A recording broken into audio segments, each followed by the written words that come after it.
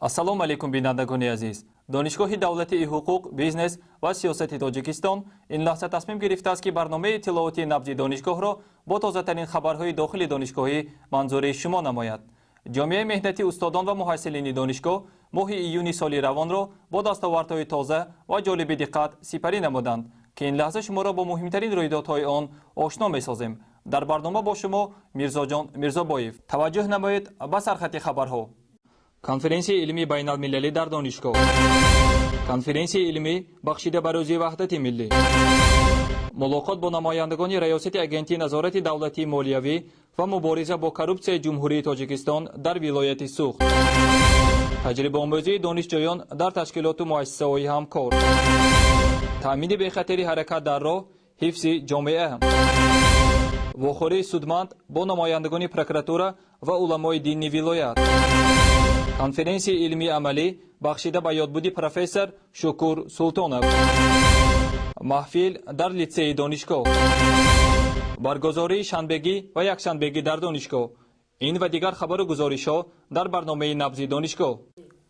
раёсати донишгоҳ омили баланд бардоштани сифати таҳсилотро дар густариши ҳамкориҳои байналмилалӣ маҳсуб дониста, конференсияи илмии байналмилалиро таҳти унвони ҳамкориҳои байналмилалии муассисаҳои таълимӣ ҳамчун омили муҳими баланд бардоштани сифати таҳсилот бо иштироки намояндагони муассисаҳои таҳсилоти олии касбӣ кишварҳои хориҷи дуру наздик баргузор намуд. таваҷҷӯҳ намоед ба гузориши аввалини барнома. ҷаласаи пленарии конференсияро ректори донишгоҳи давлатии ҳуқуқ, бизнес ва сиёсати Тоҷикистон, доктори илмҳои иқтисодӣ, профессор Шарифзода Мумин Машокир ҳусни оғоз бахшида меҳмононро хайрамақдам гуфт. дар ҷаласаи ифтитоҳӣ муовини вазири маориф ва илми ҷумҳурии Тоҷикистон Сайфиддин Давлатзода, ректорон ва намояндагони донишгоҳҳои ҳамкор Есемурат Канязов, Светлана Лебедева, Низомиддин Ҳайдаров, Рустам Шодиев, Акрамҷон Юлдошев, Владимир Кулигин, Расул Раҳмонов, Ольга Яновская, Иван Иванов, Абдураҳим Ҷораев ва роҳбари лоиҳаҳои самти таҳсилоти ширкати Софтлайн Сергей Терлецкий, директори генералии Софтлайн дар Тоҷикистон Фирӯз Нуриддинов суханронӣ намуда аз мақсад, вазифа ва ҳадафи конференсия, омилҳои баланд бардоштани сифати таҳсилот ва ҳамкориҳои байналмилалии донишгоҳ бо кишварҳои хориҷӣ дар ин самт ибрози андеша намуданд.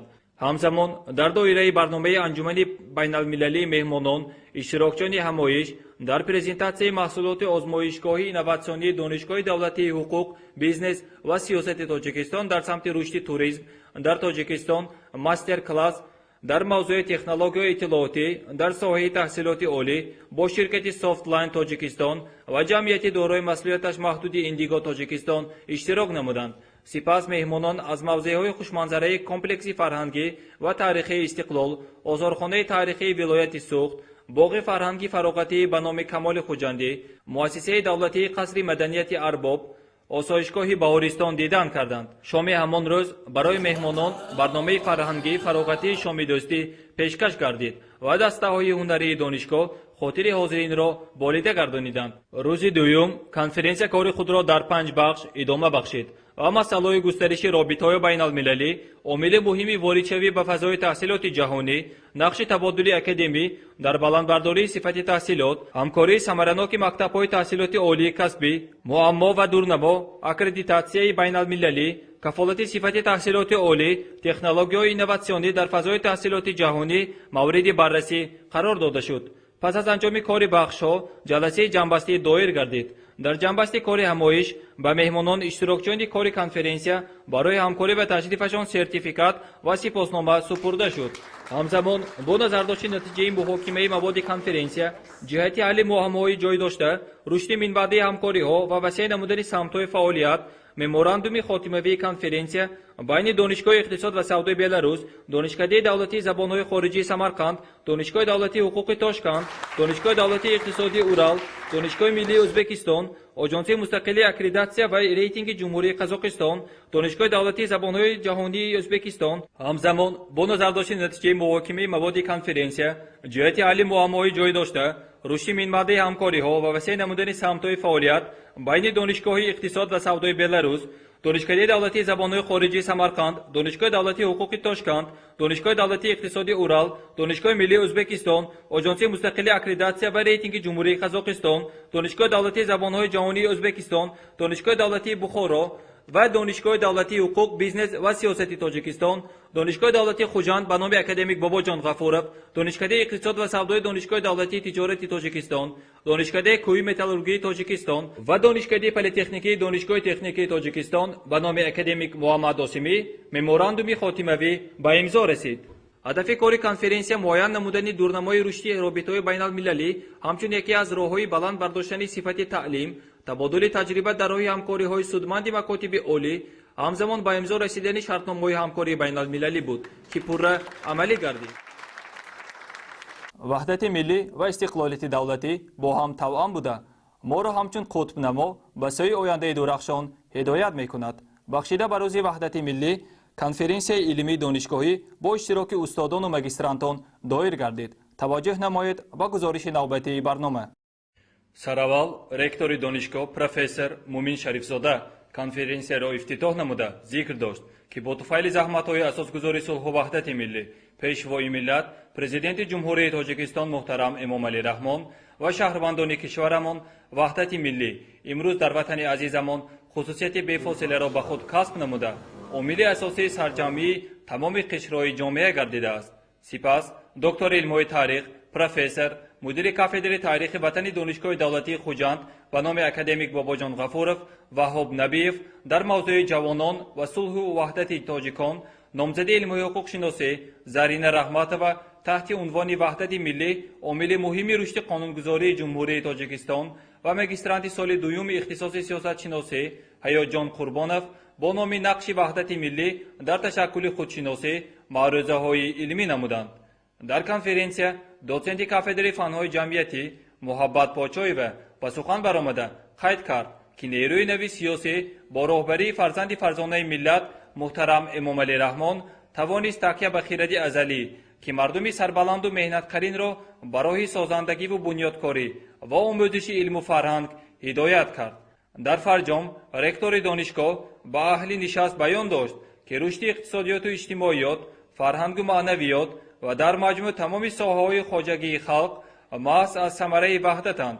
از این رو وحدت و رضایت برای ملت ما زمینه اساسی حمایه منفعت‌های ملی و پیشرفت وطن عزیزمان تاجیکستان صاحب استقلال می باشد. باعث سرفرازی است که امسال مردم تاجیکستان 21مین سالگرد به امضا رسیدن سازشنامه استقرار صلح و رضایت ملی یعنی روز وحدت ملی را در فضای صلح و ثبات، آرامی و ثبات کشور جشن میگیرند و در حقیقت رسیدن به صلح و ثبات، آرامی این هدف اساسی هر یک دولت‌های صاحب استقلال میباشند. محض پیشرفت و رشد و انکشاف دولت‌های معاصر و در اساس یگانگی، وحدت ملی و امنیت ملی به وجود می آید و قابل ذکر است که تمام پیشروی هایی که ما امروز در ساحه معارف دیده ایستادیم، البته این پیش از همه بنیاد شدن انشاءات های نو ساحه معارف،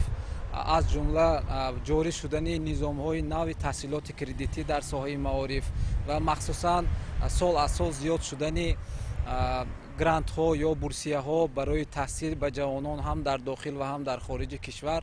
این از آن شهادت میدهد که تنجی و آرامی کشور امروز برای هر یک نورسان و جوانان امکان فراهم آورده ایستاده است که آنها توانند به تمام مقصدهای نیکی که در پیش خود گذاشتند و آن کارهای مهم علمی تحقیقاتی که برای به انجام رساندن اختراعات نو، برای رسیدن به یگان دستاوردهای نو علمی در دلخواه ساحه‌های علم و ساحه معارف به انجام رسانده می شود، آن همه در محض در این در فضای صلح و وحدت یگانگی کشور به وجود می آید. در دانشگاه با مقصد در عمل تطبیق نمودن استراتژی ملی مقاومت با کروپسیای جمهوری تاجیکستان برای سالهای 2013-2020 واخوری سردار شعبه ریاست اگنتی نظارت دولتی مالیوی و مبارزه با کروپسیای جمهوری تاجیکستان در ولایت سوخت نعمتزاده دلشاد ظریفی با استادان و دانشجویان دانشگاه دولتی حقوق، بیزنس و سیاست تاجیکستان برگزار گردید. توجه نمایید به گزارش نوبتی برنامه. ректори донишгоҳ Муъмин Шарифзода чорабиниро ифтитоҳ бахшида таъкид намуд, ки муқовимат бо коррупсия қисми таркибии сиёсати дохилӣ ва хориҷии давлату ҳукумат маҳсуб ёфта, таҳия ва татбиқи он аз иродаи олии сиёсии роҳбарияти давлат оғоз мегардад. Сипас Дилшод Неъматзода ба сухан баромада мақсади ташкилу баргузории мулоқотро дар пешгирӣ аз амалҳои коррупсионӣ ва муборизаи дастаҷамъона алайҳи ин гуна амалҳо арзёбӣ намуда, афзуд, ки амалҳои коррупсионӣ ба амният ва суботи ҷомеаи мутамаддин таҳдиди ҷиддиро ба вуҷуд оварда, ба раванди ниҳодҳои демократӣ, меъёрҳои ахлоқӣ ва адолати иҷтимоӣ монеаи бузургеро пеш меорад. самаронокии муқовимат ба коррупсия аз иштироки фаъоли тамоми шохаҳои ҳокимияти давлатӣ ва ҷомеаи шаҳрвандӣ дар раванди амалигардии он вобастагии амиқ дорад. аз ин рӯ ҳар як шаҳрванди ҷумҳуриро зарур аст, ки баҳри мубориза бар зидди ин падидаи номатлуби рӯз дар ҳамкорӣ бо мақомотҳои дахлдор ҳиссаи сазовори худро гузорад. бо мақсади дар амал татбиқ намудани паёми асосгузори сулҳу ваҳдати миллӣ, пешвои миллат, президенти ҷумҳурии Тоҷикистон муҳтарам Эмомалӣ Раҳмон бобати тайёр намудани кадрҳои баланд ихтисоси ҷавобгӯи стандарти байналхалқӣ раёсати донишгоҳ тадбирҳои судмат меандешад. гузориши навбатии барнома дар ин хусус. طبق اجرای نقشه تعلیم و فرمایش رکتوری دانشگاه زیاده از 800 نفر خط‌کنندگان با تجربه آموزی استثالی پیش از دیپلمی به تشکیلات مؤسسه‌های همکار سفربر گردیده بودند. شعبه تجربه آموزی و کار با متخصصان جوان در ارتباط با تجربه آموخته خط‌کنندگان در تشکیلات مؤسسه‌های همکار حمایه ثبات تجربه آموزی استثالی پیش از دیپلمی خط‌کنندگان چندی از اختصاص‌ها را در مکان تجربه آموزی به راه ماند.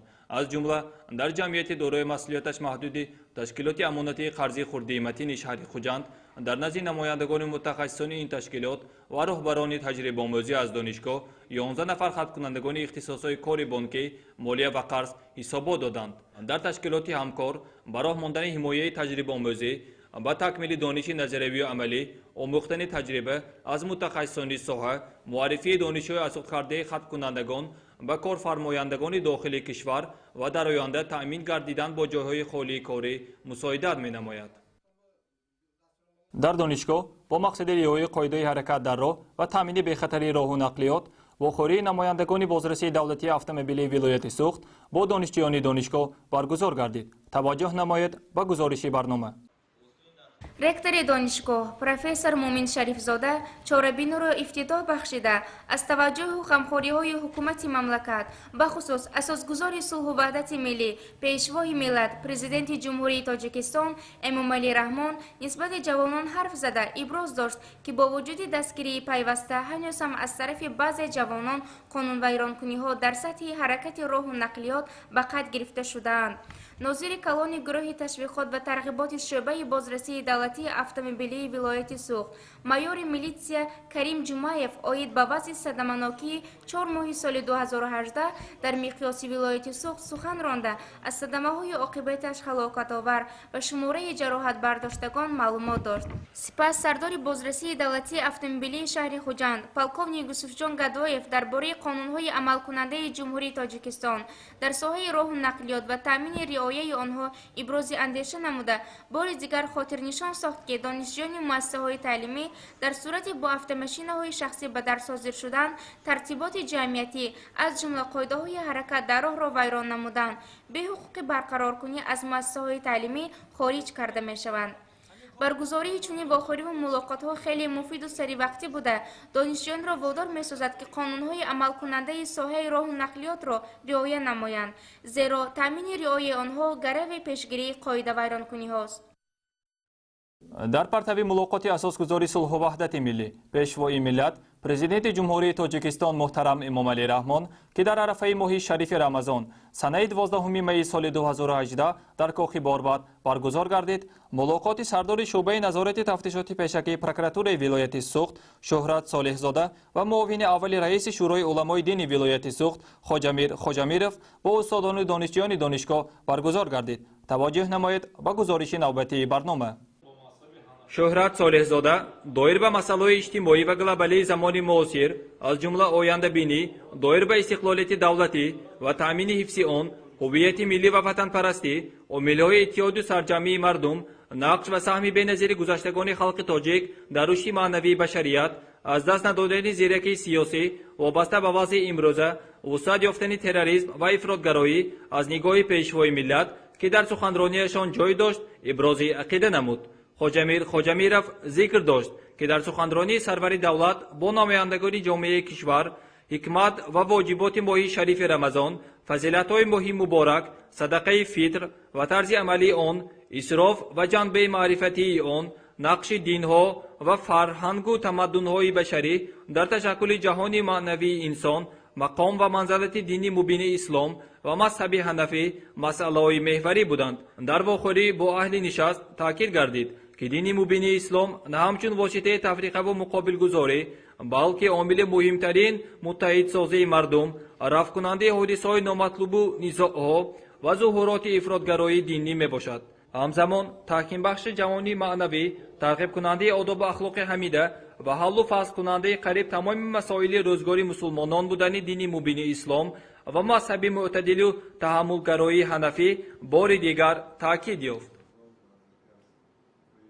در فاکولته سیاستشناسی و مناسبات بین‌الخلقی دانشگاه کنفرانسی علمی عملی بخشیده با یادبودی عالم شناخته، مورخ ورزیده، خادم نمایان جمعیتی و حزبی، کارمند شایسته جمهوری تاجیکستان، دکتر علم‌های تاریخ پروفسور سلطانов شکور مالابایویچ با اشتراک استادان و دانشجویان دایر گردید. گزارش نوبتی برنامه در این خصوص. کنفرانسیه معاون رکتور اوید به کارهای علم و اینوواسیون پروفسور نومانجان غفارов آغاز بخشیده بیان داشت که یادبودی شکور مالابایویچ برای هر یکی ما یک مرحله توانی رشد علمی کشور را بیان می‌سازد و همچنین دوره تمام پیشرفت علمی تاریخ نگاری و جامعه شناسی تاجیکستان با کار و پیکار این انبرمرد رابطه قوی دارد. دکان فاکولته سیاستشناسی و مناسبات بین‌الخلقی دوسنت منیرخان اکمالова دایر به فعالیت علمی و پداگوژی و جمعیتی پروفسور شکور مالابایویچ سلطانов دوسنت کافدره تاریخ خلق تاجیک حبیبالله تواتов در موضوع مکتب علمی پروفسور شکور مالابایویچ سلطانov و دوسنت کافدره سیاستشناسی جمعه یعقوبov تحت عنوان نقش پروفسور شکور مالابایویچ سلطانov در رشد علمی تاجیک معروضه‌های علمی نمودند. در معروضه‌ها ذکر گردید که قسمت بیشتری آثار عالم فراگیر مسائل تبادلات اجتماعی و اقتصادی و در این زمینه پدید آمدن تبادل افکار نوی جمعیتی، رشد معارف، تشکل فرهنگ، ادبیات نوین، کینو، تئاتر کسبی تاجیک می باشد. سپس دوستان و شاگردان پروفسور شکور سلطانov، دوسنت عبدالحکیم شریفov، پروفسور ملاشا دولتov، دوسنت تیمورجان عارفov همچنین از نام پیوندان دوسنت صلحیه قابیلova خاطرات خویش را بیان نموده از مورخ، سیاستشناس، ارباب دولتی و جمعیتی یادآوری نمودند. امروز در تالار دانشگاه حقوق، بیزنس و سیاست تاجیکستان روز مولود پروفسور فرزند فرزانه ملت تاجیک، تاریخ نگار، سیاستمدار خیلی شناخته شکور مالابایویچ کنفرانس تأسیس داده شد. در اینجا برآمدهای خیلی خوب شده گذشت.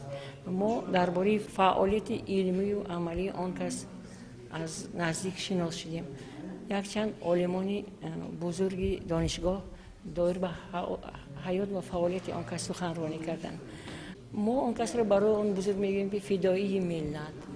با همه واقعه‌های سیاسی که در تاجیکستان در همین عصر 2021 روی داده بود، آن کس بهای واقعی دادن. بهر گرامی داشته شاعر خلقی تاجیکستان لایق شیرالی در لیسه دانشگاه محفل یاد بود تحت عنوان لایق دلها کجایی با اشتراک شاعر تیمورملیک رستمov، نویسنده روزنامه‌نگار مقیم واحد و سرمحرر روزنامه مأوای خیرات صالح ظریفزاد، دوسنت کافدره زبان تاجیکی یوسف جان کنجایف دایر گردید. گزارش نوبتی برنامه در این خصوص. در محفل خوانندگان از ایجادیات شاعر زنده‌یاد شعرها قرائت نموده از حیات استاد لایق صحنه جالبی را منظور حاضرین گردانیدند. مؤثرین با قرائت شعرها از مادرنامه لایق در نهاد اهل نشست حس محبت و احترام به مادر را فزون نمودند. در جنبسته محفل مهمانان خاطره‌های خود را دایر به امرمرد میدان سخن لایق و سهمی او در رشد نظم تاجیک یادآوری نموده قید نمودند که نسل‌های گوناگون ادیبان تاجیک از ایجادیات سرشار از مهر و محبت شاعر غذای معنوی گرفته و کمال رسیدند. умед аст ки хотираи неки лоиқи зиндаёт то абад дар қалбҳои дӯстдорони назми оламгири тоҷик боқӣ монда ҳамеша вирди забонҳо хоҳад буд. баҳри сазовор истиқбол гирифтани рӯзи ваҳдати миллӣ ва истиқлолияти давлатии ҷумҳурии тоҷикистон дар донишгоҳ корҳои тозаву озодагардонӣ, бунёдкориву ободонӣ ба роҳ монда шуда моҳи равон устодону кормандони донишгоҳ ба шанбегию якшанбегӣ ва шанбегии оммавии умуми шаҳрӣ муташаккилона иштирок намуданд ки навори барнома бозгоии ин масъала мебошад. санаи 2 июни соли 2018 зиёда аз 800 нафар устодону кормандони муассилини факултетҳои донишгоҳ аз гардиши маҷмаи таърихии фарҳангии истиқлоли маҳаллаи 17 то маркази саломатии рақами 5 маҳаллаи 13 шаҳри хуҷанд дар масофаи зиёда аз 1 километр дар ду тарафи роҳ корҳои тозаву озодгардониро ба иҷро расониданд. қобили зикр аст ки ашарчиёни шанбегии умумӣ кӯчи асосӣ, пайроҳҳои канори он, шафети дарахтзоронро аз партовҳо, алафҳои бегона ва қасу хошок тоза карданд. кормандони раёсати донишгоҳ майдончаҳои назди донишгоҳро аз сангҳои алафҳои бегона тоза намуда алафи ҳамеша сабз коштанд.